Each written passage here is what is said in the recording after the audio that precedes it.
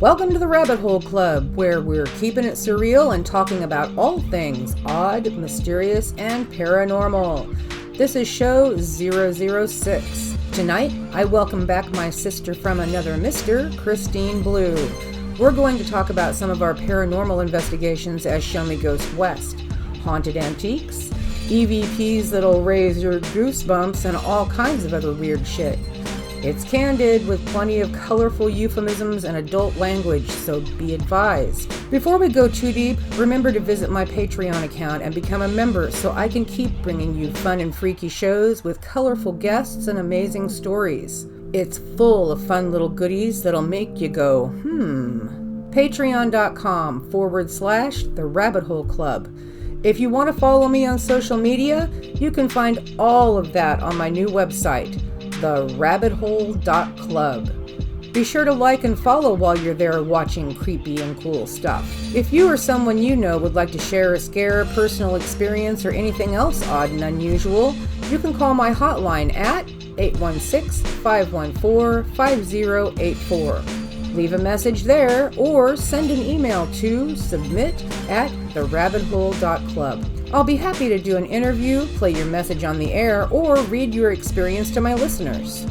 And now, on to the show. All right, the next thing we're going to talk about is a subject that is near and dear to both of our hearts, and that is our paranormal group that we started back in like 2007 or 2008. It's called Show Me Ghost West. Now, we haven't had an opportunity to do any kind of an investigation for a while because we've been busy with life. And we had an investigation that blew all of our equipment at one time. Yep. And when that happened, we kind of lost our momentum because we didn't have money coming in for this type of stuff. We had pieced together what we had anyway and kind of gone out on a limb and purchased some of this stuff, and we'd had it long enough that it was not under warranty or anything, but I mean, I'm talking multiple cameras, multiple DVRs. Yep. Boy, the night shot cameras were the killer. That was the thing that just really did us. And then I got burglarized and they stole the rest of my equipment. Yeah. So we really haven't gotten a whole lot back into it. No, we've done a couple little things that we can do with just smaller cameras and the DVRs we had left, or ones that we went and got new DVRs for. And since we've gotten a FLIR, 2 FLIRs. Oh, I didn't realize there were 2. Yeah. That we've played with a couple of times. Yep. But really, I think what happened was the paranormal world got very big for a while, and the shows on television became very popular. Right. And everybody was ghost hunting. Yep, they still are. Investigating, and they still are. But when we started out in this as kids, and then through our 20s and our 30s, that was not a real popular thing. No, even when in 2006 or 7, I think it was, we decided to do it. It was probably to get back into it full force. It was probably because of one of these shows had piqued our interest again. Well, and we were like, hey, we've already done this stuff. Right. We can do this too. Let's see locally what we can get going on. And that's when we formed our group. And well, for me, it wasn't just a matter of peaking. It was also a matter of pissed. Because I hate, I've spent a lot of time in film and TV and theater. I know when something's produced, even when other people don't. When they say, oh yeah, it's just the 2 of us in this house overnight, and there's a third camera angle, I have a tendency to question the validity of that particular show. Yes. And then everything else. Right. Yeah. So for me, it was also, oh my God, you guys are so ridiculous. Let's show them what's real. Yeah. And we did. We were very blessed to right off the bat get a lot of people interested in letting us go in and investigate their places for free. Whereas now you can't, everybody wants to charge you to come in and do an investigation with 20 or 50 people. Right. There, it's like it's a joke. You can't get that done. Right. Well, not only that, but a large percentage of the paranormal investigative groups that are out there want to charge money to come and investigate your stuff. Yeah. That was something that we never did. Mm-hmm. It was something, and I still feel kind of strongly about this. I don't really think I want to charge for somebody for that. Yeah.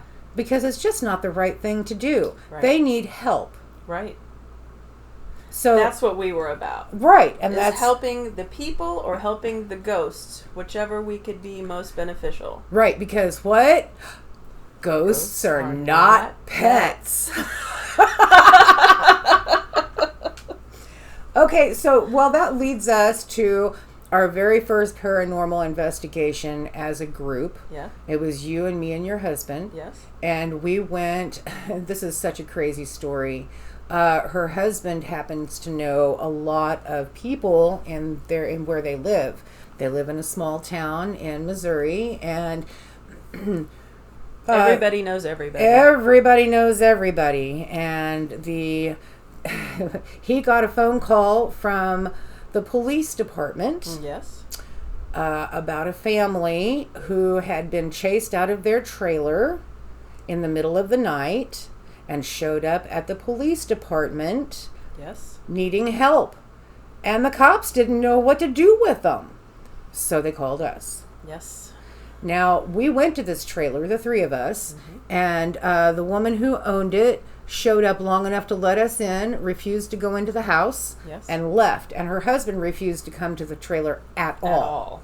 Yes. It wasn't a very nice trailer, but it was livable on the inside. The outside was kind of crappy looking. Yeah. The inside was nice. The inside was nice, but it was empty. Yes. They had emptied everything out of there. They had appliances still there that were built in. There was a few things in one of the kids' room, I think, just scattered little toys. Maybe, but not much. By and large, it was empty. Yeah.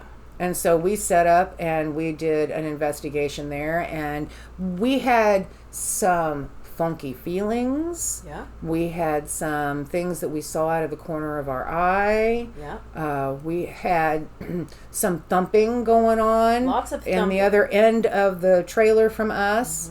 But by and large, the biggest thing we took away from that investigation, and we didn't know it until we were already gone and going over all the audio and video, was we got some of the most incredibly amazing and scary sounding EVPs. Yes, we did.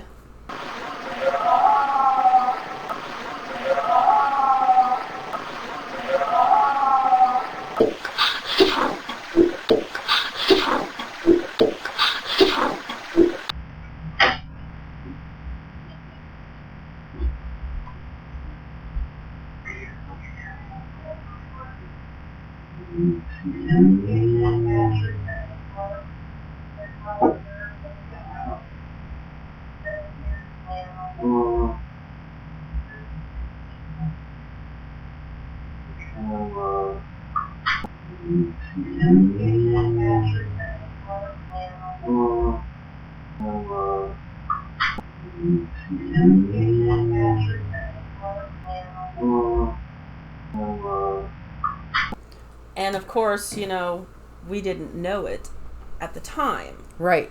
I think there was one groan that we might have heard while we were there. Yes, and it came from the kitchen. Yes. But then as we were back home doing our review of everything, that's when they all started showing up. These really loud moans and groans and taps on the microphone. Yeah, taps on the microphone and whistling. We didn't hear that stuff when we were in there. No, there was one point in the investigation where I was really frustrated with my camera. It was shutting down and acting crazy, and so I was changing the battery in it, and the battery wouldn't give itself up. And so I said, "Double motherfucker," as I'm fucking with this thing. And there's this whistle, like... It's really loud. It's like, really loud. Girl, such a mouth. Double motherfucker. Relationship. Double motherfucker. Relationship.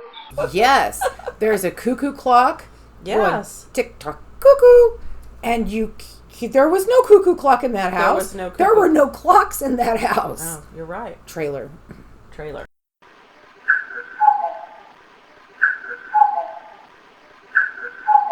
The next one we did that really stands out in my mind was Granny's Attic. Yes, Granny's Attic was a good investigation. Yes, it was. We went out there twice. Yes, we did. But the first time we went out to investigate. The second time we went out to cleanse it. Yes, we did.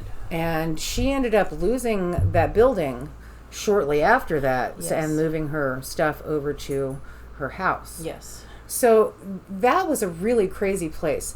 It was a small 2-story house with a basement. The basement had mostly storage kind of stuff, construction stuff. The first floor and the second floor were so packed with antiques that we were afraid we were going to knock things over with our equipment. It was insane. You couldn't hardly walk through the middle of it because it was so packed. Mm-hmm. Well, having that many antiques in one place, you would expect there to be some vibes with something. And the owner of the shop, I mean, that's why she called us, ultimately got a hold of us, is because she had so many things going on. Right. And, our motto at that point was, you're not crazy. Right. Let us come and help you. Right. Which we did. We did. She was very receptive to our investigation. She was very clear about what she had experienced there. Yep. I'm not sure that we actually captured what she experienced. I don't think so. But we did capture some very good EVPs there. Yes. And one of them included her. She was just in attendance. She was attacked. She was, but she was in attendance during this investigation for a little while. Yep. That's when, after she got attacked, we made her leave. Yes. I think it was, we were wanting to just sit down and have a conversation with her and get her recorded. But it was in the dark. It was on IR. Uh-huh. And she decided that she was going to have a seat on this Chase Lounge. Yes. An beautiful antique Chase Lounge. Gorgeous, yes. And as soon as she sat down, she said, "Ow, ooh, what is that?" And my brother said to her, "Are you okay?" And she said, "I don't know, that hurts." And we realized that she had 3 very deep scratch marks down her back hip. Down her back hip, yes.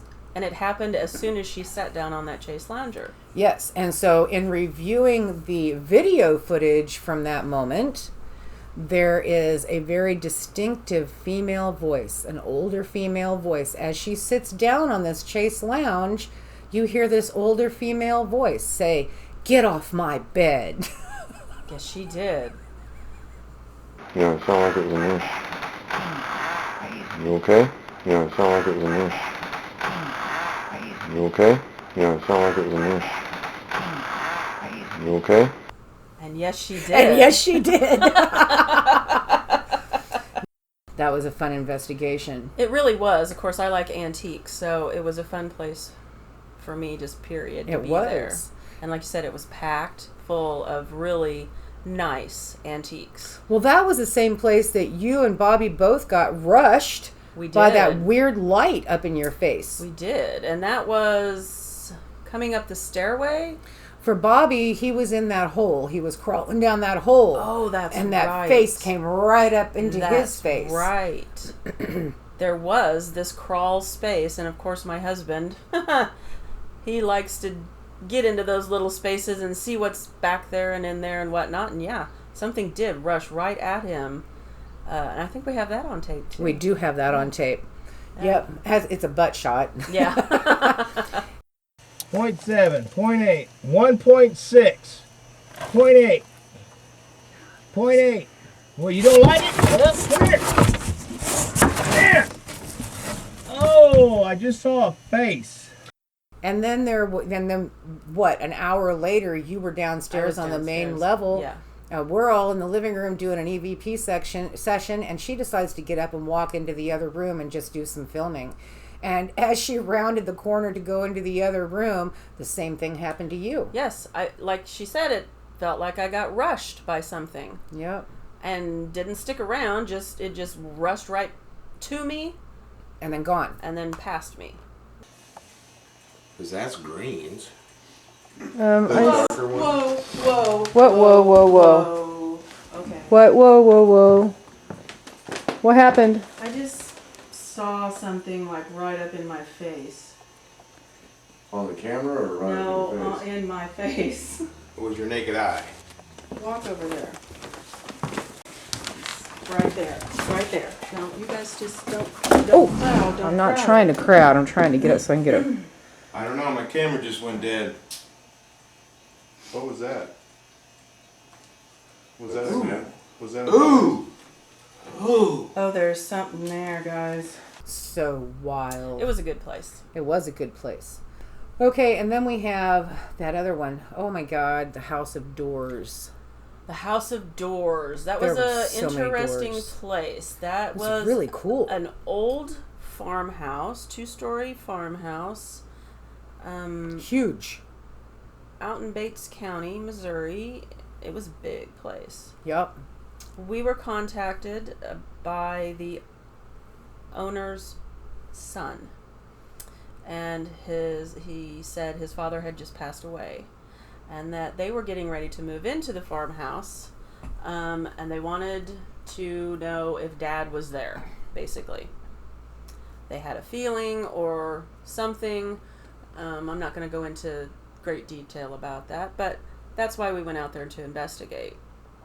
We did go ahead and allow another group to come in. Was it 2 or 3 people?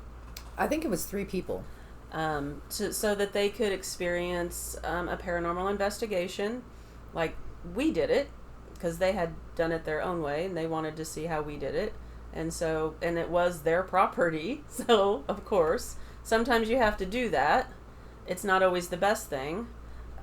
If you can get 2 sessions, in something like that, one where they're there and one where they're not, that's probably the best way. Yep. But we were able to end up, it was kind of difficult, everybody trying to figure out their place and whatnot and doing their own thing.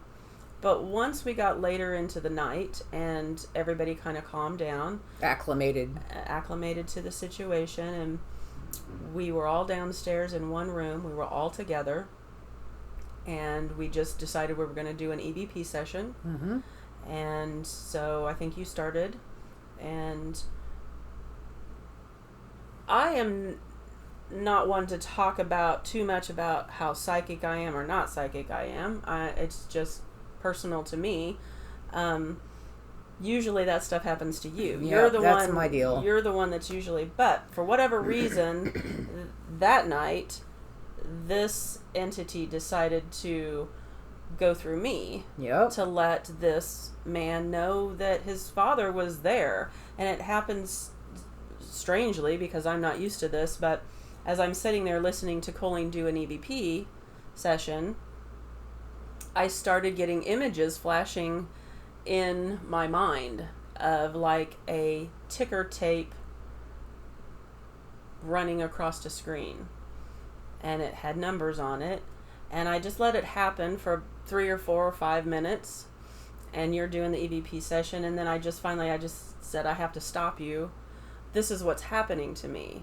I'm getting visions in my head and I don't know what this means. Does it mean anything to any of you people? And I said, it's like a ticker tape with numbers on it. 1, 2, 3, break. 4, 5, 6, break. 1, 2, 3, break. 4, 5, 6, break. And the man who had hired us to come out there, or had us come out there, invited us to come out there, he just got this astounded look on his face, and he said, that is the beginning of a blessing that my dad would do before family function meals. And he said it, and at this point in time, I don't remember what it was, but it was something 1, 2, 3, we're gonna eat a pea or something like that. I don't know. But it was something this man did all of the time. And I said, well, I would say he's here, and he's telling you he's here, and this is the way he could get through. Yep. For me, it was exciting because, like I said, that's not usually my thing. That's not your MO. I do pictures and EVPs and things like that. Right. So that was fun for me. That was a cool investigation. That was a cool place. Oh, I'd love to live there. We called it the House of Doors because it had so many doors. There were so many There were doors that went to nowhere. Yep. Yeah, it was almost a Sarah Winchester. Really? Winchester-esque. On a small scale. I mean, it had 2 front doors. That should have told us right away. And you walk into 2 front doors into a main room that had 6 doors coming off of it. Right. And these are beautiful old country doors. They're skinny and they're tall and they're ornate. With the cool handles on them. With the neat handles and... Yep. That's why we called it the House of Doors. So, okay. I think probably the last investigation that we really had a chance to do as a group with all of us, which included all of us, right, was the night out at that 1800s barn, that Civil War barn. That was insane. Yes. That was in Johnstown, Missouri. Johnstown, okay. And they've actually done like TV shows out there on the haunts of Johnstown. Most Scariest Places, sometime back in the 90s or maybe early 2000s. I'm going to say early 2000s. They did, while the home was still there. Oh, yeah, because the house wasn't there. Because they said it was one of the most haunted places in America. And it just happened to be close to us, so we decided we're going to go and see if we can check it out. My husband, like you said, knowing a lot of people, knew the guy that owned it.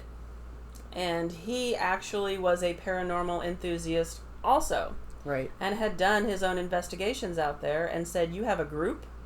Well, why don't you come out and just camp? And we did. And so we did. Tried. We did. It was strange weather that night. Strange goings-ons out there. Well, there's a mass grave there from the Civil War. They used to have in the barn, and the barn is incredible. It's a 2-story barn, and it's just like you would envision an 1800s barn to be. It was huge.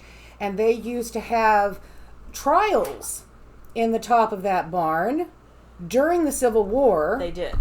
And they would convict people and hang them right there. Right there in front of the barn. Yes, they did. And then they had a mass grave there as well. Yes, they did.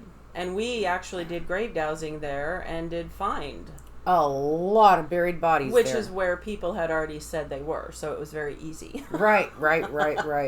So this place was also reported to have some kind of a cryptid. Yes. That was in that barn and scared the hell out of many people on many occasions. Yes. Although we never saw it. No, we did not. We never even, we saw some Orioles. Yes, I got flogged in the face in the dark by a nest of Orioles. By a nest of Orioles. I don't know who was more surprised, you or them. Definitely me. Definitely me. But the upstairs part of this barn was covered. You couldn't take a step without crushing many, many, many humongous owl pellets. Oh, it was covered. Those owl pellets were so huge that I thought it was cougar poop. Yeah. Okay? It was huge. It was. And there were some big owls in there. The whole floor was absolutely covered. Well, while we were doing this investigation, the weather went funky. Yes, it did. And that was the worst thunderstorm. Oh my God. First, we tried to take us and all of our equipment into the tents to stay dry. Yes, that did not work. That did not work. So then we covered the equipment and made a mad dash for the barn. Half our team left. They were like, we're done. Out. This is done. Yep. So it just ended up being 4 of us. Yep. And we made a mad dash for the barn. We did. Got our equipment in there, and about the time we got our noses inside that door, that thunderstorm hit hard. It did. And we got to stand upstairs during this thunderstorm wondering if we were ever going to be able to get out of there because and if we were going to get blown away by a tornado. That was the concern. That was also a concern of all the lightning going on, and we were in a very old barn. Yep. And the only place that we could really be was on the top floor. Yeah. The bottom floor was full of all kinds of stuff. Yes. So yeah, that was an interesting time, but we stayed out there till 3 o'clock in the morning, hoping yes, it would pass. It finally slowed up enough to where we were able to pack up and get home. We left the tents there. Bobby went out and got them later. Yeah. Talking to the man that owns the property the very next day, of course, he was interested in what we had captured, and we were like, well, you know, it was a beautiful evening. Right. But as soon as it started to get dark, that nasty storm rolled in, and he said, what nasty storm? And he didn't live very far from there. No, I would say it's probably 12 miles, you know.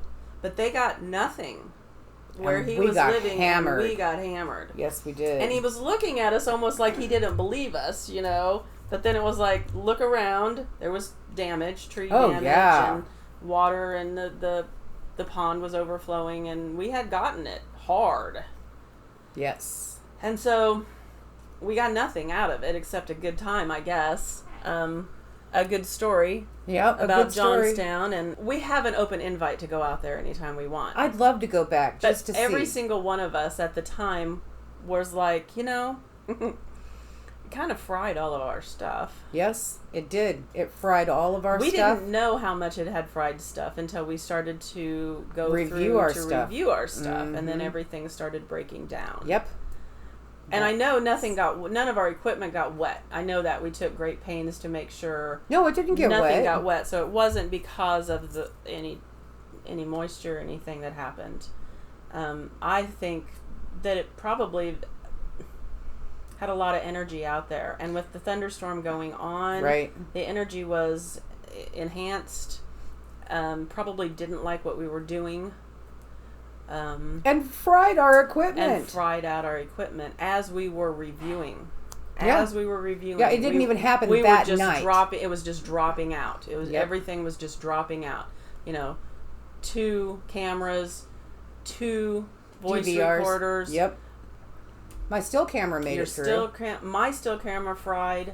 Or no, mine made it through. Bobby's fried.